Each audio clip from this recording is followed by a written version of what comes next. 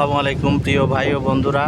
এই যে আমাদের বাঘাবাড়ি ঘাটের চিত্র অনেক সুন্দর, খুব নিরিবিলি, মুক্ত হাওয়া বাতাস।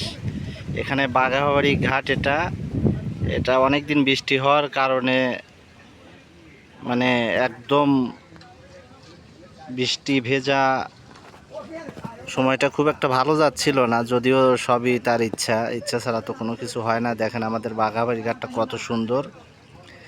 এখানে অনেক জাহাজ